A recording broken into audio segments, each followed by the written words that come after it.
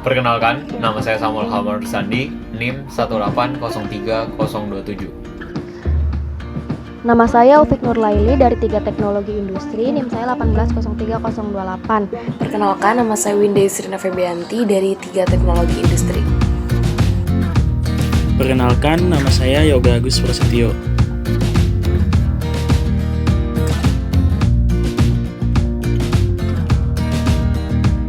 Di sini saya akan menjelaskan tentang latar belakang.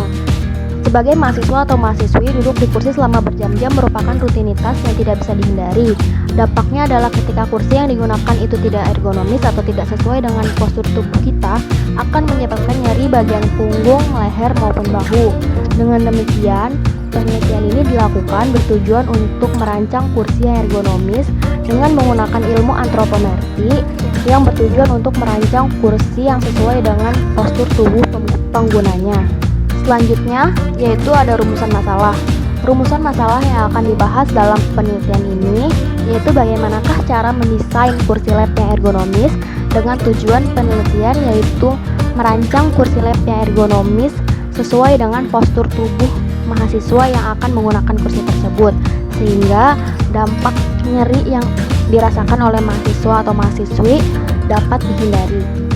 Adapun batasan-batasan masalah dalam penelitian ini antara lain yang pertama, kami hanya melakukan penelitian ini di kampus Politeknik Gajah Tunggal, dan yang kedua, kami hanya mengambil objek yaitu mahasiswa atau mahasiswi Politeknik Gajah Tunggal, sehingga hasil rancangan kursi lab bahasa ini menyesuaikan dengan postur tubuh rata-rata mahasiswa atau mahasiswi Politeknik Gajah Tunggal.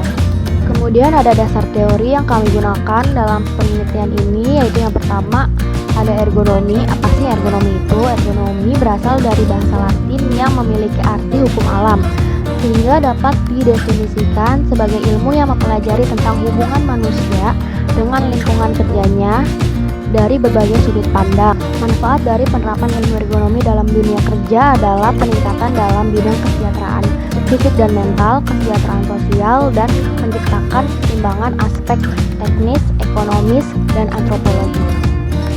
Antropometri secara umum merupakan ilmu yang melakukan pengukuran terhadap tubuh manusia yang dikhususkan dalam pengukuran dimensi tubuh. Perhitungan antropometri digunakan untuk merancang produk atau sistem sesuai dengan pekerja yang menggunakannya. Langkah-langkah dalam penelitian meliputi yang pertama, memberikan kuesioner kepada 30 mahasiswa yang dianggap sering menggunakan kursi lab dalam jangka waktu lama. Yang kedua, analisis terhadap dimensi yang terdapat pada kursi lab untuk mengetahui penyebab ketidakergonomisan pada kursi lab tersebut. Yang ketiga, pengumpulan data untuk mengetahui tingkat kenyamanan mahasiswa ketika menggunakan kursi lab dengan menyebarkan kuesioner. Yang keempat, pengukuran pada dimensi tubuh mahasiswa dengan dimensi yang telah ditentukan. Pengolahan data dimensi tubuh. Jadi persentil yang digunakan pada setiap dimensi antara lain dimensi 15 dan 18 menggunakan persentil 5, sedangkan dimensi 12, 21, 22, 24, 26, dan 31 menggunakan persentil 95. Selanjutnya, mendesain ulang kursi lab bahasa dengan menggunakan data dari hasil perhitungan persentil yang telah digunakan. Terakhir, analisis kursi lab yang telah didesain ulang berdasarkan ergonomi. Hal ini dilakukan untuk menguji keergonomisan kursi lab yang telah didesain ulang. Selanjutnya, di bagian result akan dijelaskan beberapa pengujian yang kami lakukan di penelitian kali ini, yaitu yang pertama, uji kecukupan data untuk menguji apakah data yang kami kumpulkan dapat mewakili keseluruhan populasi atau tidak. Setelah kami melakukan pengujian, hasilnya dapat dilihat pada artikel yang telah kami lampirkan, yaitu bahwa data tersebut dapat mewakili keseluruhan populasi, sehingga dapat dilakukan ke pengujian berikutnya, yaitu uji normalitas untuk mengukur apakah data tersebut terdistribusi secara normal atau tidak dengan menggunakan aplikasi SPSS, dan dengan tingkat kepercayaan 95% diperoleh hasil seperti yang dapat dilihat pada artikel yang telah kami lampirkan, bahwa data-data tersebut terdistribusi secara normal, sehingga data tersebut adalah data yang baik yang dapat digunakan pada penelitian. Selanjutnya, dilakukan pengujian keseragaman untuk membuktikan apakah data-data tersebut tersebar secara seragam di antara batas kontrol atas dan batas kontrol bawah. Hasilnya, dengan aplikasi SPSS diperoleh grafik seperti yang dapat dilihat pada artikel yang telah kami lampirkan, bahwa Data-data tersebut tersebar secara merata di antara batas kontrol atas dan batas kontrol bawah, sehingga data tersebut dapat dikatakan sebagai data yang seragam. Data-data tersebut setelah dilakukan pengujian akan dilakukan perhitungan persentil. Perhitungan persentil ini terbagi menjadi dua, yaitu dimensi maksimum dan dengan dimensi minimum.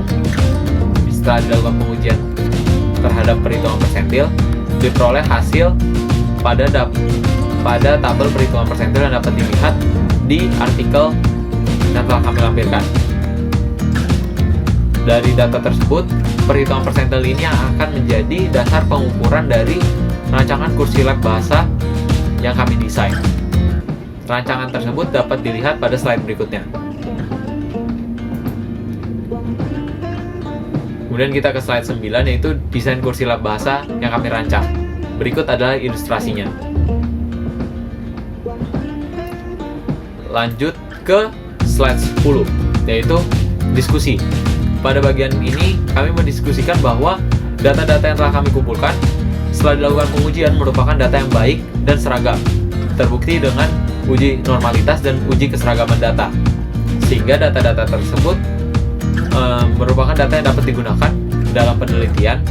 Dan dari penelitian yang kami lakukan, terutama dengan pendekatan ergonomis, maka dihasilkan data-data perhitungan persentil yang menjadi dimensi ukur pada kursi lab bahasa yang kami rancang.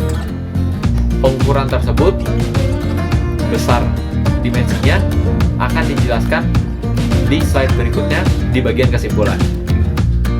Ya, selanjutnya saya akan menjelaskan pada bagian kesimpulan mengenai berapa sih ukuran ergonomi untuk kursi lab bahasa ini. Di sini terlihat pada tampak depan dan tampak belakang. Pada tampak depan terdapat ukuran ergonomi untuk sandaran tangan, yaitu sebesar 28,01 cm. Lalu untuk ukuran ergonomi pada panjang sandaran kaki, yaitu 46,69 cm. Selanjutnya pada tampak belakang terlihat bahwa tinggi sandaran punggung hingga kepala sebesar 79,80 cm. Lalu untuk lebar dudukan bangkunya sendiri itu sebesar 46,69 cm. Lalu untuk tinggi sandaran kaki yaitu 28,8 cm. Untuk tinggi bangkunya sendiri itu sebesar 38,40 cm. Selanjutnya di sini terlihat dari tampak atas dan tampak samping. Pada tampak atas terlihat untuk lebar sandaran tangannya itu sendiri sebesar 9,93 cm. Lalu untuk lebar sandaran kaki yaitu 26,99 cm. Selanjutnya pada tampak samping terlihat panjang untuk sandaran tangannya itu sebesar 40,32 cm. Lalu untuk panjang dudukan bangkunya yaitu 60,15 cm.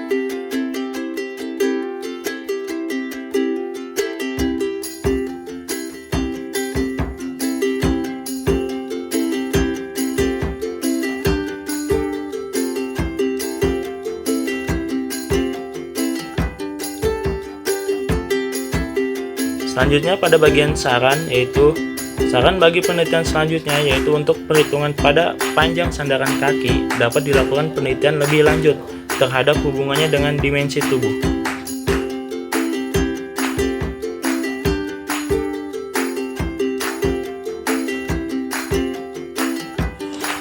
Jadi kenyamanan dalam sebuah aktivitas adalah sebuah kebutuhan mutlak yang sangat dicari dan dioptimalkan. Sekian penjelasan kelompok kami mengenai perancangan kursi lab bahasa dengan pendekatan ergonomi.